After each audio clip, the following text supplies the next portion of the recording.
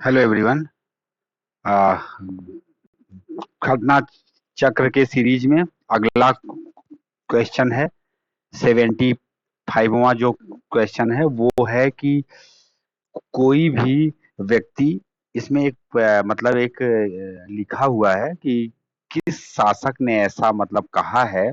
तो इसमें क्या लिखा हुआ है कि कोई भी व्यक्ति जो अपने संप्रदाय को महिमा मंडित करने की दृष्टि से अपने धार्मिक संप्रदाय की प्रशंसा करता है या अपने संप्रदाय के प्रति अत्यधिक भक्ति के कारण अन्य संप्रदायों की निंदा करता है, वह अपितु अपने संप्रदाय को गंभीर रूप से हानि पहुंचाता है। तो ऐसा जो है अशोक ने कहा था। और ये जो है अशोक के 12वें शिलालेख में जो है लिखा हुआ है। तो ये कौन से शिलालेख में लिखा है? तो 12 शिलालेख में लिखा हुआ है। अगला क्वेश्चन है, अशोक के जो प्रमुख शिलालेख रॉक एडिक्ट्स संगम राज्य के विषय में हमें बताते हैं, उनमें सम्मिलित हैं। तो उनमें क्या क्या सम्मिलित है, आइए हम लोग देख लेते हैं। तो अशोक का जो दूसरा शिलालेख है और जो आपका जो है 8वां शिलालेख है।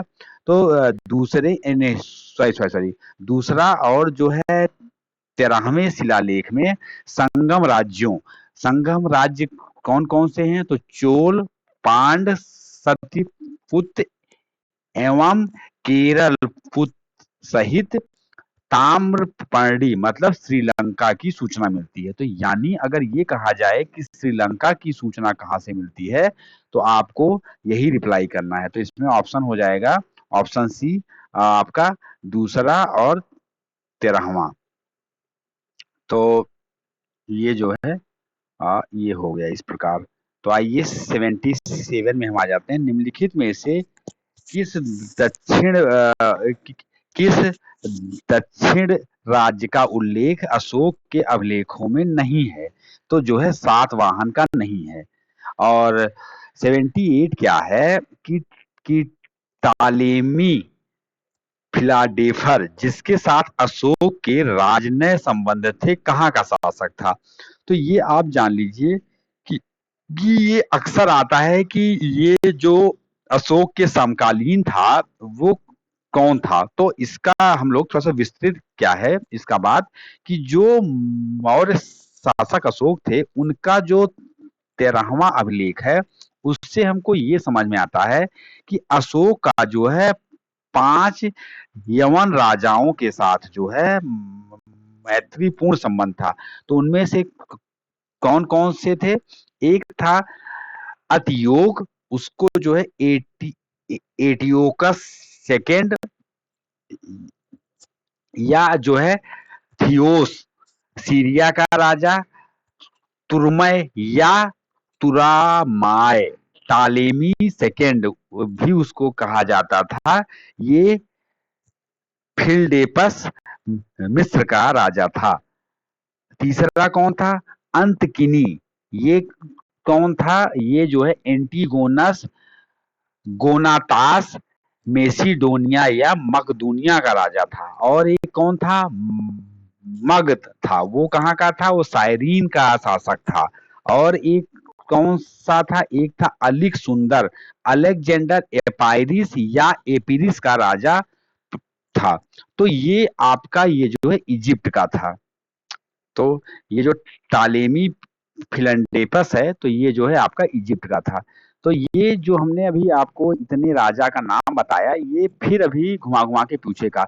देखिए, अशोक के समकालीन तुर्मय कहाँ का राजा था? तो इजिप्ट का था। निम्नलिखित में से किस राजवंश के शासकों के सुदूर देश जैसे सीरिया एवं इजिप्ट यानी मिस्र के साथ राजनयिक संबंध थे? वो था मौर्य। तो इसमें ऑप्शन सी सही होगा।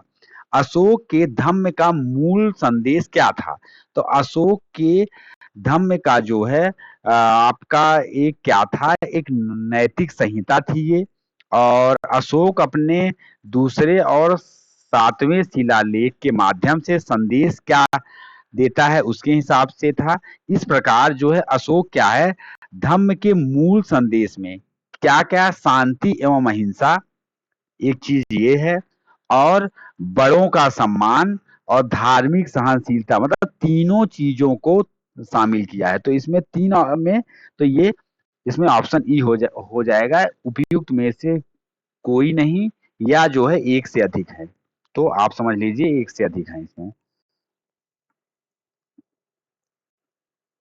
82वां क्या है, निम्न में से अशोक के किस अभिलेख में पारंपरिक अवसरों पर पशु बलि पर रोक लगाई गई थी? ऐसा लगता है यह पाबंदी पशु वध से संबंधित है। तो ये जो है आपका स्तंभ अभिलेख जो है ये 5वां है।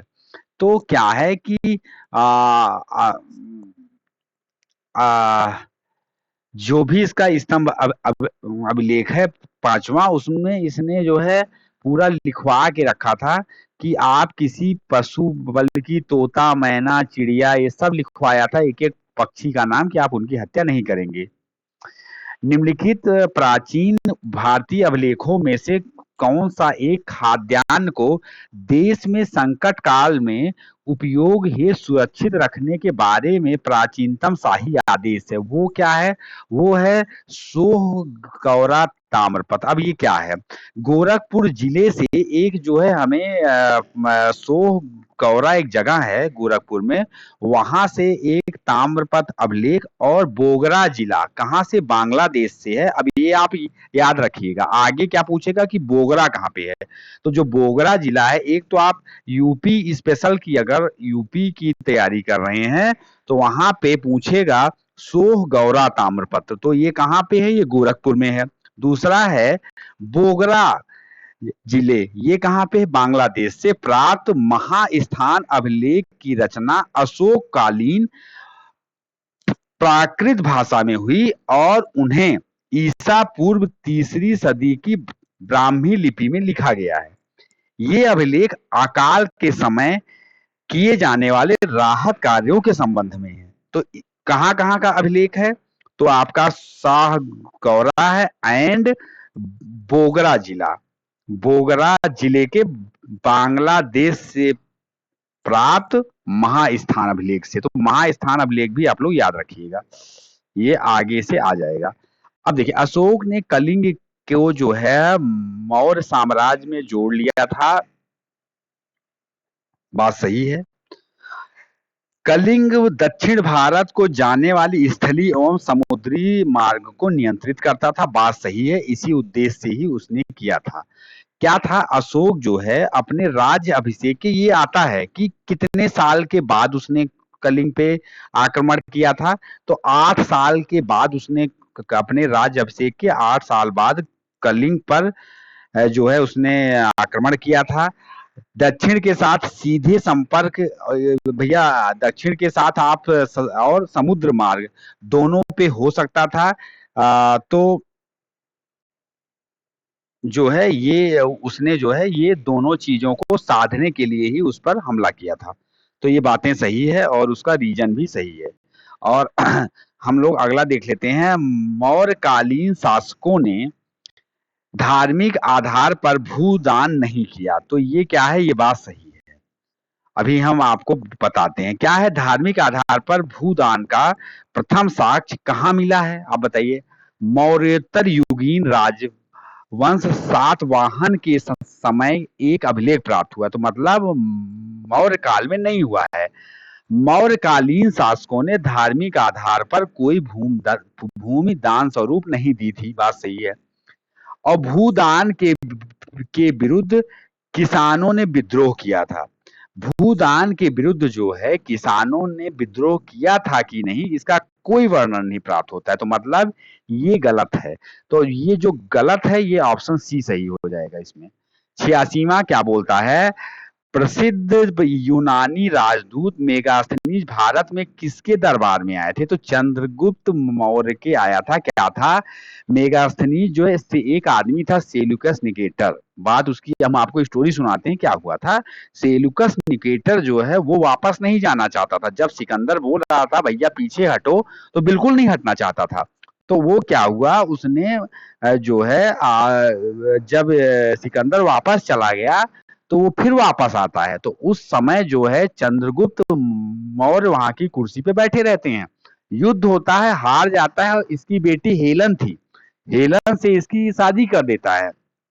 और हेलन से शादी करने के बाद क्या करता है कि हेलन का हाल चाल जानने मिलता रहे इस बहाने उसने एक जो है क्या भेजा था, एक राजदूत भेजा था, उसका नाम मेगास्थनीज था। तो ये आपको जो मैंने समझाया है ये आपको काफी समझ में आएगा। और ये क्या था, ये यूनानी राजदूत था। इसके पूर्व वो कहाँ रहा था, इसके पूर्व वो अराकोसिया के क्षत्रप के राजदूत में सेलूकस का राजदूत रह चुका था, ठीक है। और इसने इंडिका नामक पुस्तक लिखी थी, ये सब बात आपको सबको पता है। और मेगास्थनीज दूत था, कहाँ का था, सेल्यूकस का था। ऑप्शन ए सही है। किसके शासन काल में मेगास्थनीज भारत आया था, मैंने कहानी सुना दी है, चंद्रगुप्त मौर्य था। और जो है का, का आ जाते हैं 89 क्वेश्चन पे। मौर्य साम्राज्य का 7 वर्गों में विभाजन का विशेष रूप से उल्लेख किया गया है। कहाँ पे किया गया है, तो मेगास्थनीज के पुस्तक इंडिका में किया गया है। तो उसमें क्या क्या लिखा गया है, इसमें लिखा गया है कि पहला दार्शनिक या फिलासफर होता है। दूसरा क्या है कि खेती वाला मतलब कृषक के बारे में लिखा है। तीसरा क्या है, पशुपालक के बारे में लिखा है। चौथा जो है कारीगर के बारे में लिखा है। पांचवा क्या है, योद्धा के बारे में लिखा है। छठवां क्या है, निरीक्षक के बारे में लिखा है। सातवां क्या है, सभासद के बारे में लिखा है। तो नाम याद रखिएगा, जब क्वेश्चन थोड़ा खखोर के बनेगा तो इन्हीं सातों के नाम में से 4 ऑप्शन में कोई एक नाम नहीं देंगे और पूछेंगे। तो मेगास्थनीज जो है भारतीय समाज में दास प्रथा के प्रचलित उल्लेख का कोई वर्णन नहीं करता है। मौर्य काल में कोई भी व्यक्ति ना तो अपनी जाति से बाहर विवाह कर सकता था और ना ही उससे भिन्न पेशा ही अपना सकता था। मतलब क्या है, जो जिस पेशे में है उसी पेशे में रह सकता था। तो बात सही है।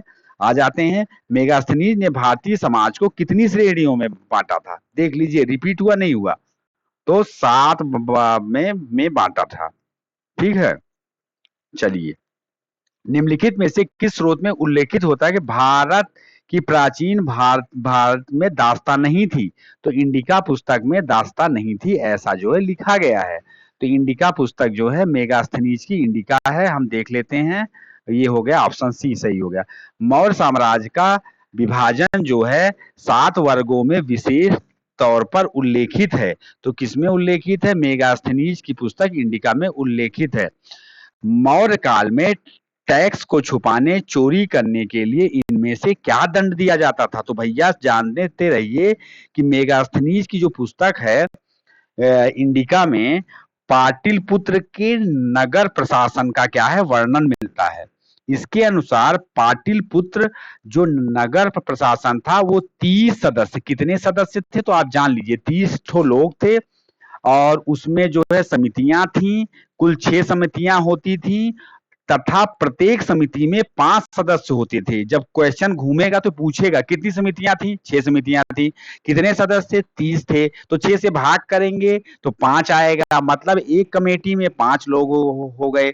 और छठी समिति का कार्य बिक्री कर वसूल करना था। तो कौन से, मतलब छठी से आप याद रख सकते हैं। तो कैसे याद रखेंगे, तो छठी से जो है वो लोग अपना वो वसूली करते थे। विक्रय कर मूल का 10वें भाग के रूप में वसूला जाता था। करों की चोरी करने वाले को मृत्यु दंड दिया जाता था। तो ये इंडिका की पुस्तक है। वह स्रोत जिसने पाटलिपुत्र के प्रशासन का वर्णन किया है वो है इंडिका।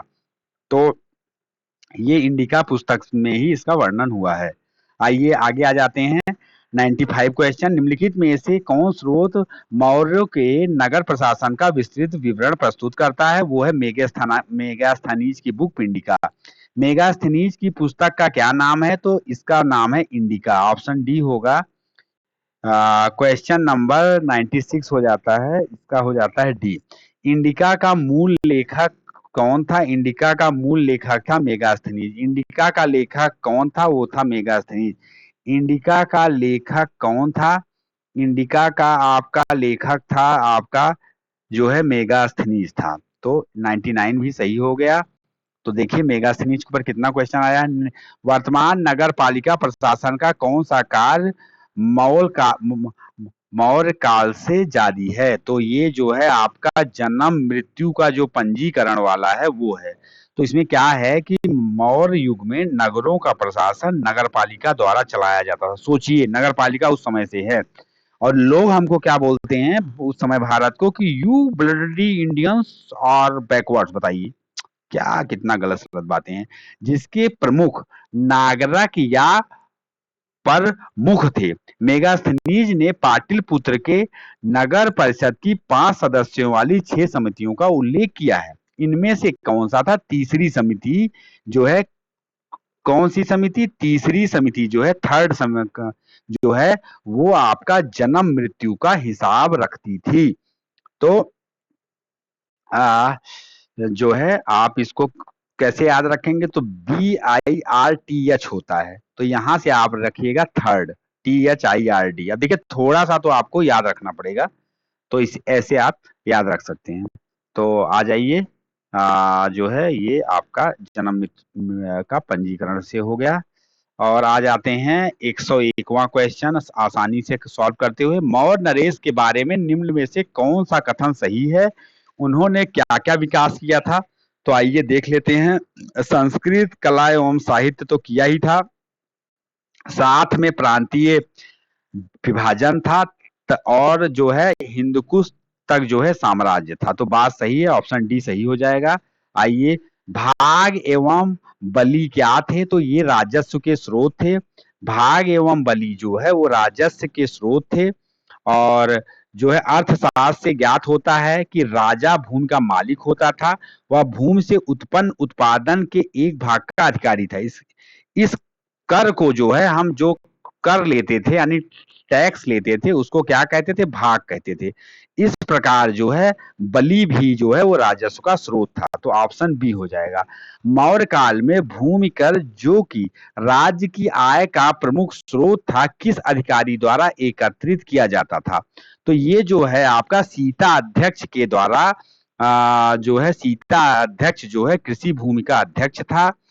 वह भूमि कर जो है वसूलने का कार्य करता था। और क्या है, जबकि आप एक चीज और जान लीजिए, अग्रनोमोई क्या था या इसको एग्रनोमोई कहते हैं। इसे जिले के अधिकारियों को कहा जाता था। शुल्का अध्यक्ष विभिन्न प्रकार के, ये जो शुल्का अध्यक्ष था वो विभिन्न प्रकार के व्यवसाय एवं व्यापार कर को वसूल करता था। और जो ये आपका आंकड़ा अध्यक्ष है ये क्या करता था? ये आंकड़ा अध्यक्ष खानों का नियंत्रण करता था। ठीक है, जो आपका उसी समय से एक खदान उदान चलता था और उसको कहा जाता था आंकड़ा अध्यक्ष। सोचिए, मौर्य काल में सीता से क्या तात्पर्य है? उसका है राजकीय भूमि से प्राप्त आय। तो सीता अध्यक्ष इसका वो करता था। 105वां क्या है? मौर्य साम्राज्य में निम्न में से कौन राजस्व इकट्ठा करने से संबंधित था? तो वो था समाहर्ता। तो कौन था? वो समाहर्ता था। अब ये समाहर्ता होता क्या है? समाहर्ता कौन था? जो है मौर्य काल परिषद में राजस्व एकत्र करने का कार्य समाहर्ता के द्वारा किया जाता था। अंतपाल सीमा रक्षक, और ये आपका जो अंतपाल था वो कौन था? वो सीमा रक्षक या सीमावर्ती दुर्गों का देखभाल करता था। और ये जो प्रदेष्टा था ये विषयों या कमिश्नरियों का जो है प्रशासक था। निम्नलिखित में से कौन मौर्य युगीन अधिकारी तोल माप का प्रभारी था? तो ये कौन था? ये जो है आपका पौतवा अध्यक्ष था। तो आप इसको उस समय क्या है कि पसेरी से याद रखिएगा, पौतवा अध्यक्ष।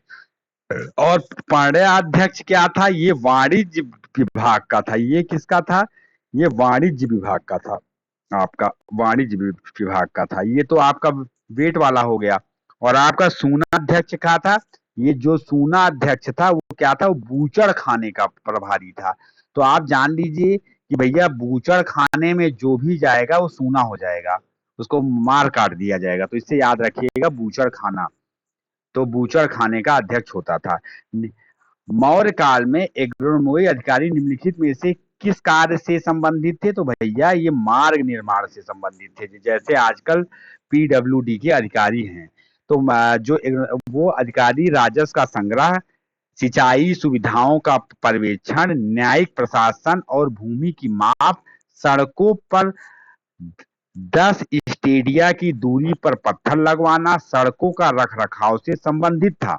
इस तरह मार्ग निर्माण उसका प्रमुख कार्य था। तो आपको समझ में आ गया होगा। ऑप्शन सी इसका जो है सही आंसर हो जाएगा। और आ जाते हैं क्वेश्चन नंबर 108 पे। ये क्या है? पंकादिक सनिरोधे मौर्य प्रशासन द्वारा लिया जाने वाला जुर्माना है। क्या का जुर्माना है? सड़क पर कीचड़ फैलाने वाला। तो आप जान जाइएगा पंकोदक। अब देखा, पंकज मतलब होता है कमल, ठीक है, कमल, और कमल खिलता है कीचड़ में। तो भैया देखिए, कुछ ना कुछ आपको तो दिमाग में रखना पड़ेगा। तो सड़क पर कीचड़ जो है फैलाने वाला, वहीं से लिया ही गया है, सब संस्कृत की टर्मोलॉजी है। तो आप वहां से समझ सकते हैं। मौर्य काल में शिक्षा का सर्वाधिक प्रसिद्ध केंद्र था, तो क्या था वो? तक्षशिला था। कौटिल्य के अर्थशास्त्र के अनुसार, जो आपका कौटिल्य का अर्थशास्त्र है उसके अनुसार मौर्यकालीन न्याय व्यवस्था में निम्नलिखित न्यायालय अस्तित्व में थे। तो कौन कौन सा न्यायालय था ये हम लोग देख लेते हैं। तो इस समय जो है आपका धर्मस्थलीय था, और आपका एक तो धर्मस्थली, एक मिनट, एक तो आपका धर्मस्थलीय था, दूसरा आपका कंटक शोधन था। तो ये इसकी जानकारी कहाँ से मिली है? कौटिल्य के अर्थशास्त्र के अनुसार, उसके हिसाब से मौर्यकालीन न्याय व्यवस्था जो थी, वो न्यायालय जो है दो प्रकार के होते थे। क्या दो प्रकार के न्यायालय थे? एक का नाम था धर्मस्थली, दूसरे का नाम था कंटक शोधन। अब धर्मस्थली देखिए, धर्म से है, तो धर्म क्या होता है? दीवानी टाइप का होता है। और जो कंटक शोधन था वो कहते नहीं है गांव में, अरे भैया कंटक हटा हमारा, मतलब जो है फौजदारी से संबंधित था। और प्रतिष्ठा फौजदारी न्यायालय का न्यायाधीश था। जो आपका प्रतिष्ठा था वो जो है फौजदारी न्यायालय का न्यायाधीश, तथा व्यवहारिक जो है न्याय दीवानी न्यायालय का न्यायाधीश था। जो आमत्य था वो धर्मो शुद्ध अर्थात धार्मिक प्रलोभन द्वारा शुद्ध चरित्र वाले सिद्ध होते थे, उन्हें ही न्यायाधीश बनाया जाता था। न्यायाधीश किसको? तो अमात्य को बनाया जाता था। तो इस प्रकार ऑप्शन डी सही होगा। आ जाइए अगला। भारत के सांस्कृतिक इतिहास के संदर्भ में इतिवृत्तों या राजवंशी इतिहासों तथा वीर गाथाओं को कंठस्थ करना निम्नलिखित में से किसका व्यवसाय था? तो मागध का था। अब ये कौन थे? ये जो है आपके, ये आपके रट लेते थे, ठीक है। मागध एवं सूत वर्गों का था। ये वीर गाथाओं को मागध एवं एंड सूत वर्ग, ये आ जाता है तो आप टिक कर दीजिए ऑप्शन डी। गांव के शासन को स्वायत्त शासी पंचायतों के माध्यम से संचालित करने की व्यवस्था का सूत्रपात किसने किया? तो क्या हो गया वो आपका जो है किसने किया? तो ये आपका जो है मौर्यों ने किया। और हमने आपको जैसा कि कहा कि व्यवस्था का सूत्रपात द्रविड़ों चोलों ने किया। यह व्यवस्था उस समय गांव के प्रशासन पर आधारित थी। तो ये आदेश, तो ये जो है आपका द्रविड़ हो जाएगा इसमें, सॉरी सॉरी, द्रविड़ हो जाएगा। आ, द्रविड़ हो जाएगा इसमें। प्राचीन भारत के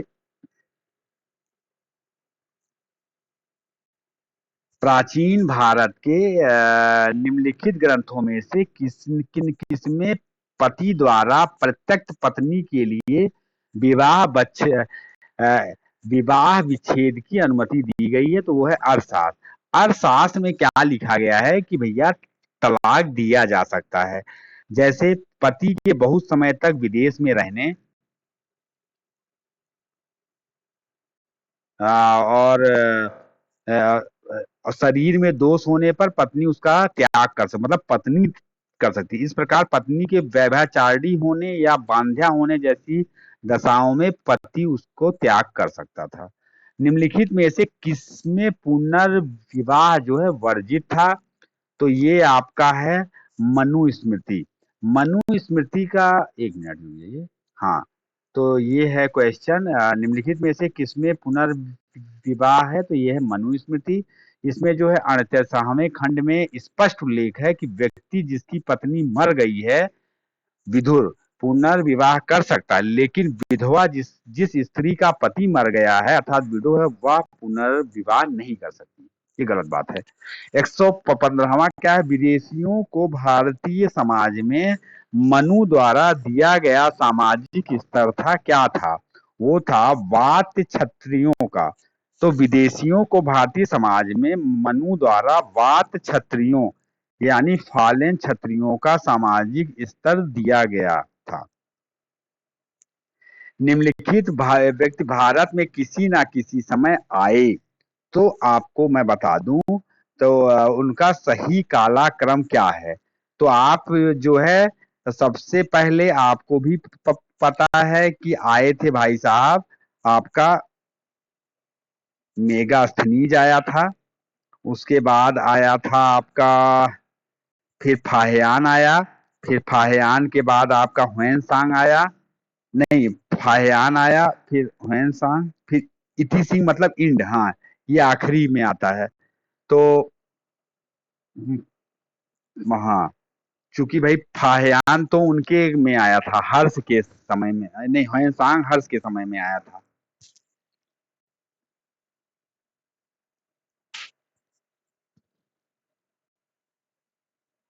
और जो फाहियान था वो चंद्रगुप्त के समय में आया था, ठीक है। और आ जाते हैं नीचे, तो इसमें ऑप्शन, तो सॉरी, इसमें आपका ऑप्शन हो जाएगा बी हो जाएगा, ठीक है। निम्नलिखित सूचियों को जो है बांटा गया है, दिए गए कूट से उत्तर दिया गया है, तो चंद्रगुप्त, और इधर क्या दिया गया है? बिंदुसार, और अशोक, अशोक को क्या कहते थे? और चाणक्य को विष्णुगुप्त कहा जाता था, तो बात सही है आपका, ये चौथा है। और सेंड्रियो कोटस जो है, ये किसको कहा जाता था? तो ये आपको, आपका चंद्रगुप्त को कहा जाता था, तो ये सी ऑप्शन सही हो जाएगा। तो इसमें क्या लिखा है ये देख लेते हैं। इसमें आपका चंद्रगुप्त सेंड्रियो कोटस बिंदुसार अमित्रघात, अशोक क्या है पियदिस, और चाणक्य विष्णुगुप्त। और अंतिम मौर्य सम्राट कौन था? तो वो जो है आपका बृहद्रथ था। अंतिम शासक बृहद्रथ था। बृहद्रथ की हत्या उसके सेनापति पुष्यमित्र शुंग के द्वारा 184 ईसा पूर्व में की गई थी। तो आप इस बात को समझ जाइए। 119वां क्या है? आइए हम लोग देख लेते हैं 119वां। 119वां जो है आपका, अंतिम मौर्य शासक बृहद की हत्या उसके प्रधान सेनापति पुष्यमित्र शुंग ने की थी, बात सही है।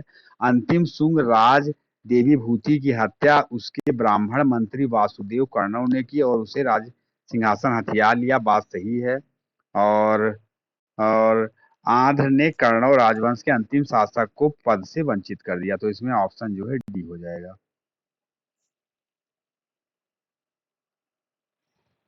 आ जाइए।